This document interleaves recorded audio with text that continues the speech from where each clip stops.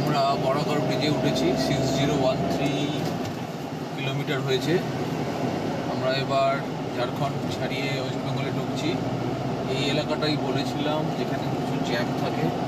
তো এখনও আপাতত আজকে জ্যামটা পাইনি। মেবি কালকে দিওয়ালি বলে লরির সংখ্যা কম। সামনে তো আমি ভিড় দেখতে পাচ্ছি আছে, তাও মনে হচ্ছে বেরিয়ে যাব এবার।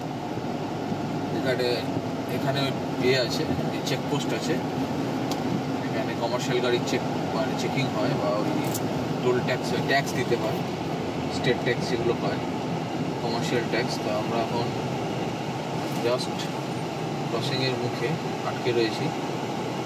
ওরা চেক করে ওই দিক দিয়ে যেতে বলছে।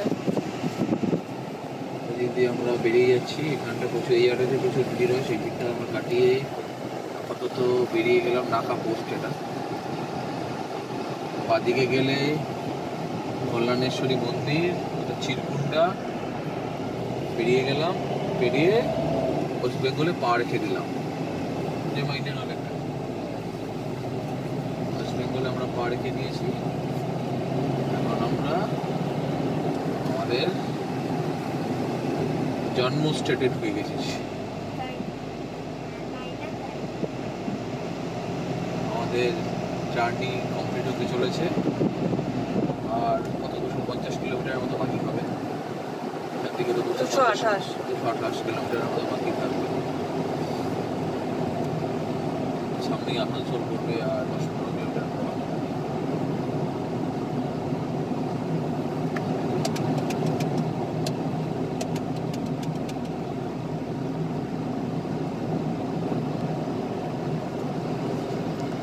আমরা 10:46-এ আসানসোলের এক রেস্টুরেন্ট এসেছি, পথের পাঁচালী ঠেক।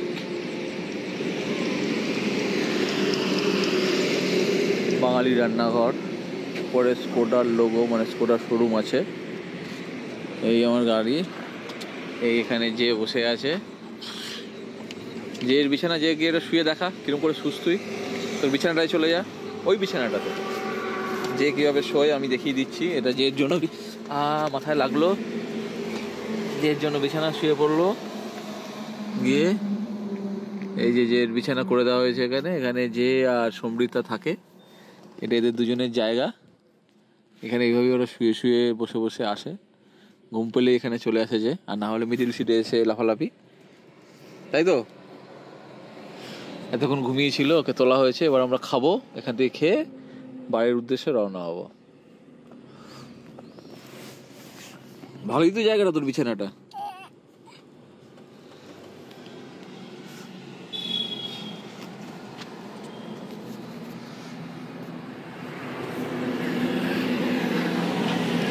আমি যতক্ষণ কাজটা খুব নোংরা হয়েছে, অনেক পোকা নিজের দেহ দান করেছে আমার কাছে, সেই কাজটাকে একটু পরিষ্কার করে নিই, আর রান্না দেবো।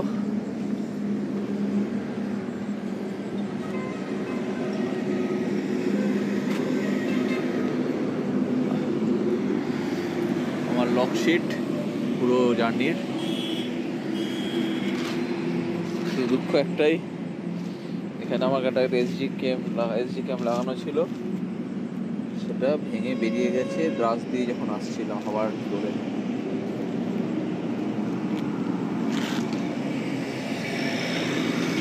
এখানে লাগাচ্ছিলাম,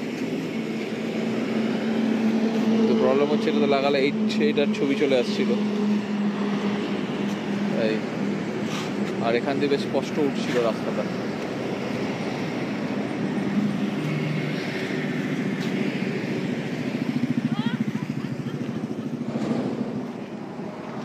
গাড়ির অবস্থা,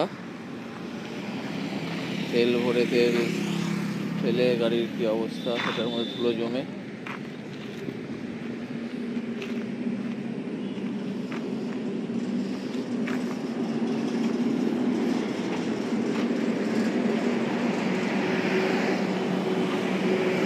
মাথার উপরে শুধু পেটগুলো রাখা আছে, আর একটা ম্যাট রাখা আছে শোয়ার।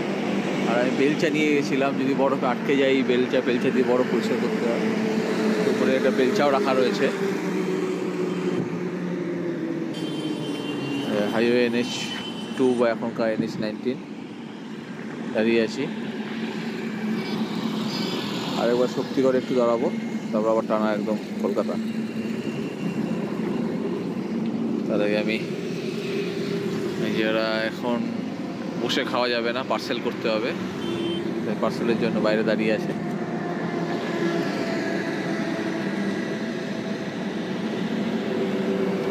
রাত্রে হাইওয়ে ঠিক মদ বিক্রি হয়, তাই বাইরে এসে বেশি বসা যাওয়াটা ঠিক লাগলো না, তাই আমরা বাইরেই দাঁড়িয়ে আছি। ওরা এখন খাবার দেবেও না, পার্সেলই করবে। পার্সেল দিয়ে আমরা রওনা দেবো। এদিকে পথের পাশে লাইট তো নিভিয়ে দিয়েছে, শুধু ঠেকের লাইট জ্বলছে, কারণ ওখানে কয়েকজন বসে খাচ্ছে।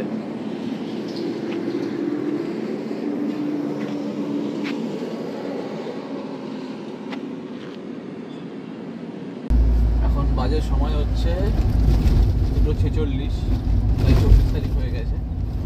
আমরা রওনা দিয়েছিলাম, হ্যাঁ হ্যাঁ আমরা রওনা দিয়েছিলাম 2:10 তারিখে সকাল 5টার সময়। মোটামুটি আমরা ওই 5টা নাগাদই ঢুকবো। আমরা এখন ডানকুনি টোলটা পার হয়ে আমরা বিদ্যাসাগর সেতু হয়ে ঢুকবো কলকাতার দিকে, মানে বেহালায় যাবো আমি। দুটো রাস্তা আছে ডানকুনি টোল পার হওয়ার পরে। ম্যাপে যেটা দেখায় সেটা কলকাতা বলতে দুটো দিক বোঝায়। একটা হচ্ছে এই সামনে গিয়ে হাওড়ার একটা রুট, এটা দিয়ে ঢোকায় একটা, আর একটা হচ্ছে বালি ব্রিজ হয়ে যাওয়া, ওটাকে কলকাতার মেন ওই যে কিলোমিটারটা দেখায়, ওটারই কিলোমিটার দেখায়। কিন্তু আমরা যাচ্ছি ডানকুনি থেকে দুটো রাস্তা গেছে, একটা ডান দিকে গেছে, একটা বাদিকে। বাদিকটা হচ্ছে বালি ব্রিজের দিকে, আর ডান দিকটা হচ্ছে খড়গপুর হয়ে খড়গপুরে যাওয়ার রাস্তা। তাই খড়গপুরে যাওয়ার রাস্তায় কিছুটা যাওয়ার পরে একটা কাট পড়ে, সেই কাটটাতে দিয়ে বাদিকে ঢুকলে বিদ্যাসাগর সেতু বা সেকেন্ড হুগলি ব্রিজে ওঠা যায়। এখানে মেন ইস্যু হচ্ছে সাঁতরাগাছির জ্যাম। তা আশা করা যায় কালকে যেহেতু কালী পুজো, আজকে বোধহয় লরির জ্যামটা একটু কম হবে, একটু হালকা হালকা বৃষ্টিও পড়ছে। এখন আমার কিলোমিটার দেখাচ্ছে 6234.8। আমি ওই 16 পৃষ্ঠার কাছাকাছি প্রায় চলে এসেছি। তা হ্যাঁ 16 পৃষ্ঠার কাছাকাছি চলে এসেছি। এখান থেকে সোজা কিছুটা যাওয়ার পর আমরা বাদিকে যাবার 16 ব্রিজের এই পাশ দিয়েও একটা রাস্তা চলে গেছে হাওড়া হয়ে, যেটা আবার কলকাতায় ঢোকা যায়। তা রাত্রিবেলা আমি ওই রাস্তাটা কোনোদিনই নিইনি। এখানেরও স্পিড লিমিট 100 কিলোমিটার/আওয়ার এখানে লেখা রয়েছে। আমি এখন চেন্নাই হাইওয়ে দিয়ে, চেন্নাই যে ন্যাশনাল হাইওয়ে সেটা ধরেছি, কলকাতা চেন্নাই ন্যাশনাল হাইওয়ে। তা আমি এখানে যাওয়ার সময় বা যাওয়া বা আসা টোটাল যে ট্যুরটা, সেটা নিয়ে কিছুটা সিনপসিস টাইপের দিতে চাই এখানে। এটা হচ্ছে যে আমরা যখন রওনা হয়েছিলাম, আমরা টোটাল আমাদের মেম্বার ছিল 6 জন। তার মধ্যে 5 বছরের একটি বাচ্চা আমার ভাইপো, আর আমার 13 বছরের মেয়ে, আমি, আমার ওয়াইফ, আমার ভাইয়ের ওয়াইফ, এই 6 জন মিলে আমরা আমাদের জার্নি স্টার্ট করি।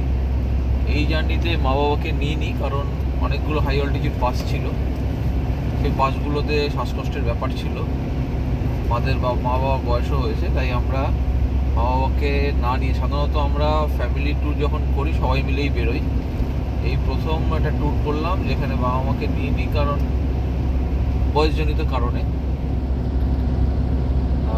আমি নিয়ে বেরিয়েছিলাম আমার বোলেরো গাড়িটি, 9 সিটার বোলেরো গাড়ি। এখন পর্যন্ত তো পারফরমেন্স, মানে জাস্ট কলকাতায় ঢুকবো, পারফরমেন্স নিয়ে কোনো কথা হবে না। কোনো এক জায়গায় আমাকে 18 কিলোমিটারও তেল সার্ভিস দিয়েছিল। 18 কিলোমিটার কেন দিয়েছিল আমি বলছি। সেই সময় গাড়ির মানে ম্যাক্সিমাম স্পিড ছিল 70 থেকে 80, এই অ্যাভারেজে গাড়িটা চলেছিল সেই রাস্তাটা দিয়ে। সেই জন্য ওইখানে 18 কিলোমিটারের মতো পিক আপ দিয়েছিল, মানে মাইলেজ দিয়েছিল। ম্যাক্সিমাম মাইলেজ 18.something ছিল। তারপরের মাইলেজ ছিল হচ্ছে 13, 10, পাহাড়ে তো 10 দিয়েছে, 10-এর নিচে কোনো জায়গায় মাইলেজ দেয়নি। এবার আমি মাইলেজটা কী করে ধরেছি, মাইলেজটা ধরেছি হচ্ছে আমার কাছে একটা উইথ ইউ হামেশা অ্যাপ আছে, সেখানে যদি ফুল ট্যাঙ্ক করে তার ওডোমিটার আর তার কত লিটার তেল ভরেছি সেটা হিসাব করে সেটাকে দেওয়া হয়, তাহলে একটা অ্যাভারেজ তেল সার্ভিস বার করে দেয়, যেটা সাধারণ নর্মাল ক্যালকুলেটার ইউনিটারি মেথডে যে উইকিং নিয়মে যে ক্যালকুলেশন হয় সেই নিয়মেই বার করে মেবি। তাও আমার কাছে পুরো লকশিট আছে, আমি বাড়িতে গিয়ে ভালো করে সেই লকশিটটা আরও দেখবো কতটা কি হয়েছে, কি কিলোমিটার কত তেল লেগেছে। এখনও আমার ফুল ট্যাঙ্কই দেখাচ্ছে, 60 লিটারের ট্যাঙ্ক, মোটামুটি ফুল ট্যাঙ্ক, হয়তো 10 লিটারের মতো খরচা হয়েছে, মানে দাগ হিসাবে ফুল ট্যাঙ্কই দেখাচ্ছে। এখানে ফুল ট্যাঙ্ক নেই, 5-7 লিটার বা 10 লিটারের মতো খরচা হয়েছে। এখন আমরা লাস্ট তেল ভরলাম বোধহয় আসানসোল থেকে, 10 লিটার, 10 দেয় তাহলে 100 কিলোমিটার জানি, ওই আগে 10, 12, 14 এরকম। এখানে দুটো দাগ কমে যাওয়া মানে আমি যেটা দেখেছি 21 লিটার বা 20 থেকে 21 লিটারের মতো তেল ধরে, মানে তেল লাগে তখন দুটো দাগ। আমরা মোটামুটি দুটো দাগ কমলেই আমি তেল ভরেছিলাম। আমি 2-3-4টে দাগ কমার উপর ওয়েট করিনি, মানে মোটামুটি আমার জার্নিতে, টোটাল জার্নিতে 21 লিটার করে করেই ভরে গেছি। একটা লাস্টের দিকে একটা জায়গায় একটু বেশি তেল ভরেছিলাম, কারণ এখানে একটা সময় পর কোনো তেল সার্ভিস পাচ্ছিলাম না। সেটা হচ্ছে যখন আমরা ফিরছিলাম ইস্টার্ন পেরিফেরাল হাইওয়ে ধরে, তারপর ওখান থেকে বেরিয়ে যমুনা এক্সপ্রেস ধরে, তারপর লখনৌ এক্সপ্রেসওয়ে যখন ধরেছিলাম, লখনৌ এক্সপ্রেসওয়েতে কোনো তেলের নেই, মানে কী বলবো, পেট্রোল পাম্প ছিল না। দুটো ছিল, একটা ছিল হচ্ছে ইন্ডিয়ান অয়েলের, সেখানে এত ভিড় ছিল, ধনতেরাস ছিল বলে কিনা জানি না, মানে প্রচুর লাইন ছিল। পরে বুঝলাম ওটা পেট্রোল গাড়ির লাইন, ডিজেল গাড়ির লাইন বেশি ছিল না। তারপর ছিল রিলায়েন্স। এবার রিলায়েন্স থেকে আমি ভরিনি দুটো কারণে। একটা কারণ হচ্ছে যেটা হয়েছে, একটা কারণ হচ্ছে যে রিলায়েন্সের পেট্রোল পাম্পে ডিজেলের দাম ছিল 94 টাকা, যেখানে ওই এলাকায়, মানে ওটা উত্তরপ্রদেশ ছিল, উত্তরপ্রদেশে 89 বা 87 এরকম টাইপের তেলের দাম নর্মাল বাকি পেট্রোল পাম্পগুলোতে ছিল। হয়তো মেবি পেট্রোলের দামটা কম বলে রিলায়েন্সের আবার পেট্রোলের গাড়ির লাইনে বেশি ছিল, প্লাস ওখানে কার্ড নিচ্ছিল না। তো এখানে একটা জিনিস বলার আছে যে এটা খুব আনন্দের ভালো বিষয়, সেটা হচ্ছে সত্যি যদি ডিজিটাল ইন্ডিয়া হয়ে গেছে। আমি এই যে পুরো ট্যুরটা করলাম, একটা জায়গায় আমি তেল ভরিনি ক্যাশে, সেটা লাদাখের কোনো একদম রিমোট প্লেস, হুন্ডার কথাই বলছি, হুন্ডার রিমোট প্লেস, খারদুংলা পাস হয়ে যেতে হয়। সেখানেও আমাকে তোমার ক্যাশ দিতে হয়নি, সেখানেও কার্ড নিয়েছে, সেখানেও ক্যাশ দিতে হয়নি, আমাকে কার্ড দিতে হয়েছে। কার্ডে কাজ হয়ে গেছে। এখন বেশ ভালো বৃষ্টি পড়ছে, ভালো মানে বেশ ঝিরঝির করে বৃষ্টি পড়ছে, মাঝে মধ্যে কাছে জল চলে আসছে। তো ওই রাস্তায়ও আমাকে কোনো জায়গায় ক্যাশ দিতে হয়নি। শুধু উত্তরপ্রদেশের 2-1টা জায়গায় পেট্রোল পাম্পে ঢুকেছিলাম, যেখানে উত্তরপ্রদেশ না, বিহারে, সরি, হ্যাঁ বিহার না, উত্তরপ্রদেশে লখনৌ সাইডে, যেখানে আমাকে বললো কার্ড নেবে না, তো আমি নেক্সট পেট্রোল পাম্প থেকে তেল ভরিয়েছি। ওই জায়গায় আমাকে একটু বেশি তেল নিতে হয়েছে। এবার আসি আমার জার্নির কথায়। প্রথম দিনে জার্নি আমরা শুরু করেছিলাম কলকাতা থেকে সকাল 5টার সময়। 5টা থেকে টানা আমরা গেছি হচ্ছে আগ্রা, যেটা হচ্ছে একটা অ্যাচিভমেন্ট। কারণ সাধারণত যারা কলকাতা থেকে জার্নি করে, হয় তারা বারাণসীতে দাঁড়ায়, কিংবা দাঁড়ায় হচ্ছে তোমার হলো এলাহাবাদে, প্রয়াগরাজ, যেটা এখনকার নাম প্রয়াগরাজ। এই দুটো জায়গায় যে কোনো একটা জায়গায় দাঁড়ায়। আমরা সেটা না দাঁড়িয়ে, কারণ আমাদের হাতে টাইম শর্ট ছিল, এইটা সেই জন্য আমরা ওখানে না দাঁড়িয়ে কথায় কথায় আমি এই সাঁতরাগাছির রাস্তা বেরিয়ে যাচ্ছিলাম, আবার ঘুরে আসতে হতো। যাই হোক, ওখানে না দাঁড়িয়ে আমরা ডাইরেক্ট, কারণ সাঁতরাগাছির রাস্তা এত ফাঁকা থাকে এই প্রথম দেখলাম ঢোকার মুখে, তো এই কথায় কথায় বেরিয়ে। যাই হোক, সেখানে ডাইরেক্ট না দাঁড়িয়ে আমরা আগ্রা গেছিলাম, যেটা একটা অ্যাচিভমেন্ট। সেখান থেকে টোটাল ডিস্টেন্সটা অনেকটাই। আমাদের টাইম লেগেছিল, সকাল 5টায় বেরিয়েছিলাম, পুরো দিন ড্রাইভ করেছি। তারপরের দিন সকাল 9টা নাগাদ আমরা আগ্রায় পৌঁছেছি। আগ্রায় পৌঁছে সেখানে কিছুক্ষণের রেস্ট নিয়ে আমরা বিকেল না, কটা নাগাদ বেরিয়েছিলাম আমরা? আর 2-2:30 নাগাদ, না 2-2:30 নাগাদ আমরা তাজমহল দেখতে বেরোই। তাজমহল দেখে আমরা ফেরত আসি, এসে ডিনার করে ডিনারটা আমরা ওই হোটেলেই করেছিলাম। এবার শীতকাল বা অফ সিজন হওয়াতে আমরা হোটেল হয়তো একটু কম পয়সায় পেয়েছিলাম। আমরা তাজমহল থেকে 4-5 কিলোমিটার দূরে হোটেল, মানে জাস্ট এসের থেকে বেরিয়েই আমরা হোটেল নিয়ে নিয়েছিলাম। ওই কী বলে, এই রাস্তা থেকে বেরিয়ে কি বলে, এক্সপ্রেসওয়ে থেকে, যমুনা এক্সপ্রেসওয়ে থেকে বেরিয়ে গিয়ে আমরা হোটেল নিয়ে নিয়েছিলাম, কারণ আমাদের মনে হয়েছিল যে ভেতরে ঢুকলে কিন্তু পুলিশের ঝামেলা থাকতে পারে, বাইরের গাড়ি, এসব ভেবে আমরা একদম ওখান থেকে বেরিয়ে আমরা হোটেল নিয়ে নিয়েছিলাম। নিয়ে আমরা তাজমহল ঘুরে বিকেলবেলা বাড়ি ফিরি, মানে হোটেলে ফিরি। হোটেল ফিরে ওখান থেকে খাবার নিয়ে খাবার খেয়ে আমরা আবার 11টা 11:30 নাগাদ বেরিয়ে পড়ি টুয়ার্ডস। আমাদের ছিল যে আমরা ডাইরেক্ট শ্রীনগর যাবো, তাই তো নাকি? না, পত্নীটপ যাব, বা যদি রাস্তায় চণ্ডীগড় থেকে ডিসিশন নেব যে কাশ্মীর হয়ে ঢুকবো কি মানালি হয়ে, কারণ আমাদের ইচ্ছা ছিল মানালি হয়ে ঢোকা। প্রথম মানালি কোনোদিন যাইনি, কিন্তু সামাও সবাই বারণ করলো। তারপরে এটাও শুনলাম যে মানালির রাস্তা বরফে নাকি আটকে যায়, তার রিস্ক। আগে যারা গেছে কিছু ভিডিও দেখেছি, অক্টোবর সবাই সাজেস্ট করলো যে শ্রীনগর হয়ে যেতে। আমি প্রথমে শ্রীনগর হয়ে যেতে ভয় পেয়েছিলাম যখন টুকটা প্ল্যান করেছিলাম, কারণ শ্রীনগর মাঝে মধ্যেই নানা কারণে বন্ধ থাকে। সেই কারণে আমি ভেবেছিলাম যে শ্রীনগরের ঝামেলাটা না নিয়ে মানালিও ঢুকবো, সেই ঝামেলাটা থাকবে না। কিন্তু মানালির রুট বন্ধ থাকতে পারে এই ভয়তে আমরা শ্রীনগরের রুটই নিই। আমরা শ্রীনগর থেকে আমরা ডাইরেক্ট চলে যাই, শ্রীনগর থেকে ডাইরেক্ট না, তো আমরা আগ্রা থেকে স্টার্ট করি। রাত্রিবেলায় স্টার্ট করে আমরা চণ্ডীগড়ে পৌঁছে ডিসিশন নিলাম না, আমরা চণ্ডীগড়ের আগে চণ্ডীগড়ে ঢুকিনি, ডিসিশন নিলাম না আমরা এগিয়ে যাবো শ্রীনগরের দিকে।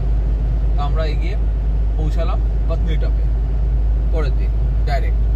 পত্নীটপে যখন পৌঁছেছি রাত্রি 11টার সময় বেরিয়েছিলাম, 11টা 11:30 বোধহয় হবে, 11:40। সেগুলো যখন ডিটেলস ভিডিও দেবো সেখানে এগুলো পুরো লেখা থাকবে বা বলা থাকবে কতটি সময় লেগেছে, কী রাস্তার বর্ণনা, সব কিছু। আমি একটা ছোটো সিনপসিস দেওয়ার চেষ্টা করছি। সেখান থেকে ডাইরেক্ট বেরিয়ে আমরা চলে যাই পত্নীটপে পৌঁছালাম বোধহয় 7:40 বা এরকম কিছু। পত্নীটপের রাস্তাটা এখন হচ্ছে অফ রুট, মানে ওটা এখন সেকেন্ডারি রুট হয়ে গেছে। পত্নীটপে যারা যায় তারা এখন মানে শ্রীনগর বা কাশ্মীর যারা যায় তারা পত্নীটপ হয়ে যায় না, কারণ পত্নীটপটা এখন 1 কিলোমিটার লম্বা। মানে পত্নীটপ হয়ে টানেলটা যেখানে শেষ হচ্ছে ওই রাস্তাটা হচ্ছে 34 কিলোমিটার ঘুরে ওখানে পৌঁছাতে হয় পত্নীটপ হয়ে গেলে। সেখানে আমরা 9 কিলোমিটার রাস্তা টানেলের মাধ্যমে রাস্তাটাকে কমপ্লিট করেছিলাম। দাঁড়াতে হবে।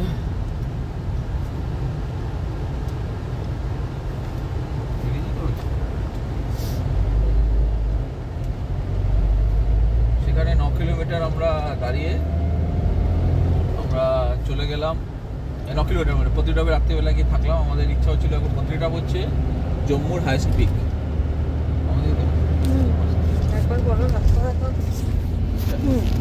জম্মুর হাইস্ট পিক, সেখানে আমরা গিয়ে রাত্রিবেলা ছিলাম, বেশ ভালোই হোটেলটা পেয়েছিলাম, ছাদের মধ্যে ঘরও ছিল, একটু ঠান্ডা ছিল। সকালবেলা উঠে দৃশ্য বেশ ভালোই লেগেছে।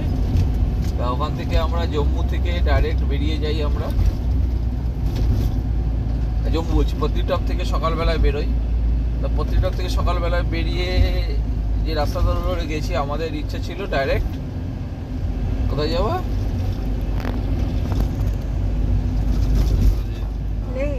হ্যাঁ পত্নীটপ থেকে লে যাওয়া। কিন্তু হ্যাঁ না, সোনমার্গে যাওয়ার কথা ছিল পত্নীটপ, সরি আমি ভুল বললাম, পত্নীটপে সোনমার্গে যাওয়ার কথা ছিল, কারণ শ্রীনগর পৌঁছাতে পারতাম না। একবার চেষ্টা করবো ভেবেছিলাম, কিন্তু শ্রীনগরে পৌঁছাতে পারতাম না। এবার শ্রীনগর থেকে সোনমার্গ দূরে আমরা, আমাদের ইচ্ছে ছিল সোনমার্গেই যাওয়া, সরি আমি ভুল বলছি। পত্নীটপ থেকে সোনমার্গে যাওয়া আমাদের মেন উদ্দেশ্য ছিল। তো মাঝখানে একবার শ্রীনগরের কথা হয়েছিল, ভাবলাম শ্রীনগর যদি আবার ফিরতে হয় তখন দেখবো। যাই হোক, আমরা সোনমার্গের পথে গাড়ি চালাতে শুরু করলাম, কিন্তু মাঝখানে রাস্তাটা বাজে। এটা মানসের লেক হয়ে যায়, রাস্তাটা সরু আর প্রচুর বাঁক আছে।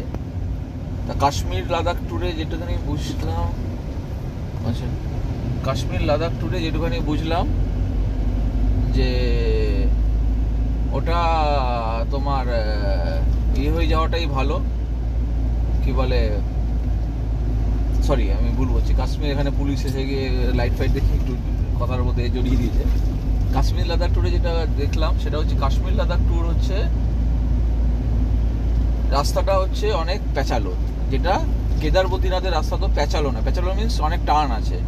বদ্রীনাথে শুধু ওঠার সময় হনুমান চটির পর থেকে অনেকগুলো টার্ন আছে, কিন্তু কেদারনাথের রাস্তা মোটামুটি অতটা সরপিল নয়, মানে নানা এখানে প্রচুর হেয়ার পিন বেন্ড আর জিগজ্যাগ রয়েছে।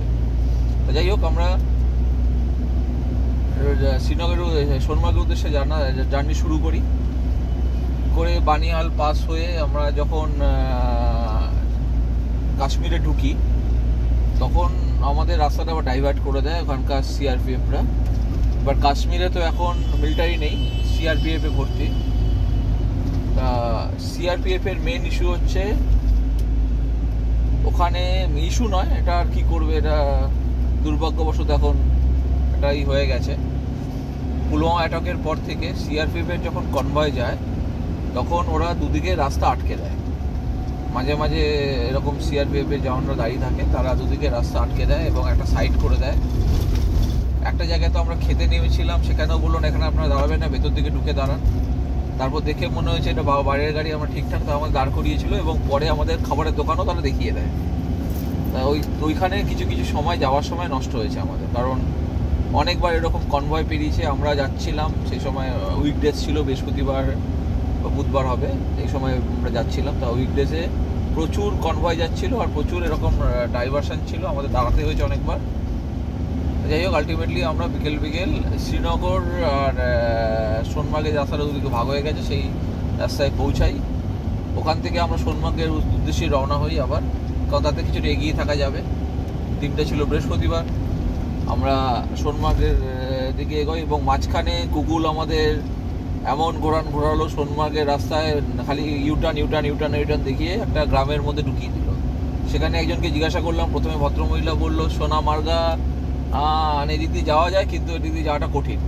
তারপর আরেকজনকে জিজ্ঞাসা করলাম, সেও আমার দিকে তাকিয়ে কিছুক্ষণ যাওয়া যায় এরকমভাবে, লেকিন বললো হ্যাঁ যান, সোজা গিয়ে মানে কিছু রাস্তা দেখিয়ে দিল, সোজা রাস্তা, কিন্তু সোজা একটা রাস্তা আছে সেটা বন্ধ আছে, আপনাকে বাদিকে টার্ন দিতে হবে, এটুকুনি বুঝলাম।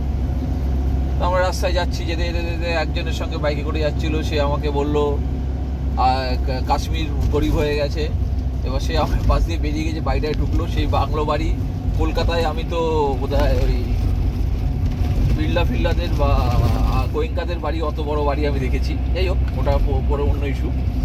তো আমরা একটা জায়গায় গিয়ে আটকে গেলাম, গলির মাঝখানে গিয়ে আটকে গেলাম। পুলিশ আমাকে দাঁড় করালো, আমরা এত বড় গাড়ি নিয়ে। এবার ওখানকার যারাই আসছে তাদের হচ্ছে সময় খুব কম, তারা খুব হর্ন দেয় গাড়ির পেছনে। কাশ্মীরের মেন ইস্যু হচ্ছে হর্ন দেয়, প্রচুর হর্ন দেয়। আচ্ছা, এর আগে একটা কথা বলে রাখি,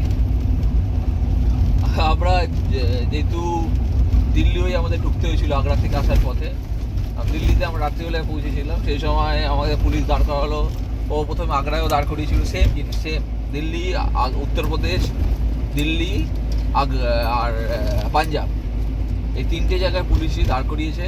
দাঁড় করিয়ে নানা আছিলায় ফাইনের নাম করে টাকা নিয়েছে, ঠিক আছে। কিন্তু উত্তরপ্রদেশ বিহারকে লোকে, বিহার ঝাড়খণ্ডকে লোকে বাজে বলে, সেখানে কোথাও দাঁড় করায়নি, কোথাও কিছু করেনি, আমরা ডাইরেক্ট বেরিয়ে এসেছি। আমার গাড়িতে এমন কিছু ছিল না, দাঁড়াতে বলছে, তারা বন্ধ করে রয়েছে, লাইট দেখে ধরেছে, এখন পুরো হচ্ছে। হ্যাঁ, কিছু বলার থাকলে বলো। আমরা কালী পুজোর দিন বাড়িতে ঢুকছি, কারণ কালী পুজো বলতে অলরেডি 24 তারিখ হয়ে গেছে, সকাল 3:27। আমাকে আবার কালকে সকাল 9টার মধ্যে অফিসে, 9:30টার মধ্যে অফিসে বেরিয়ে যেতে হবে। 4 ঘন্টা ঘুমাতে পারবো, ঘুম থেকেও দৌড়াতে হবে। বসে আছে, বাড়ি ঢুকে গেছি, বাড়ি পাড়ার মধ্যে দিয়ে পাড়ায় ঢুকে গেছি। 10 তারিখ 5টায় বেরিয়েছিলাম, 5টা বাজেনি, 4টে বাজতে যায়। আমাকে গুগল দেখিয়েছিল আমরা ঢুকবো 5টায় সকাল, কারণ আমরা বেরিয়েছি হচ্ছে 1টা কততে জানি, 1:40 বা এরকম, 2টোর কাছাকাছি, 2:04 বোধহয় বেরিয়েছিলাম। মাঝখানে 1.5 ঘন্টার মতো ধরে রাখতে হবে, আমরা খাবারের জন্য সময় দিয়েছি। তা মোটামুটি আমাদের জার্নি টাইম হলো তাহলে 12 ঘন্টা সামথিং, মানে 13 ঘন্টারও কম সময় আমরা কলকাতায় ঢুকে গেছি, বাড়ির কাছে পৌঁছে গেছি। বাড়ি ঢুকে যাচ্ছি, ব্যাক করছি গাড়ি। আওয়াজটাকে বন্ধ করে দিই। কারণ সবাই জেগে যাবে। করে দিচ্ছি আমরা, সবাই জেনে যাক। করে গ্যারেজে গাড়ি ঢোকাবো।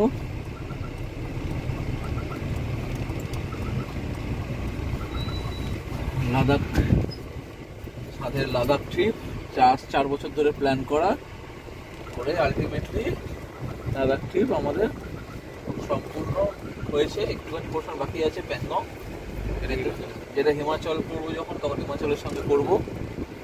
করে আরে গাড়ি কি হলো, ব্যাক করতে পারছি।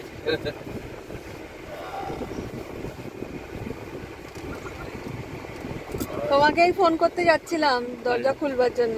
আওয়াজ পেয়ে গেছে। ঠিক আছে, ক্যাপ্টেন চিৎকার করছে। হ্যাঁ, পেয়ে গেছি আমরা। ক্যাপ্টেন লাফালাফি করছে, চিৎকার করছে। ক্যাপ্টেন এক্সপ্রেশনটা একটু ভিডিওতে নিও, দেখি কি করে। কি বলছে?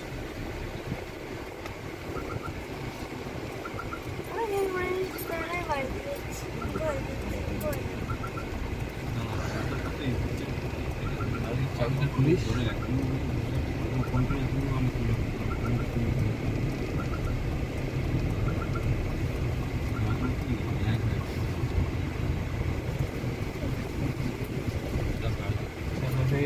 ক্যাপ্টেন কি করছে?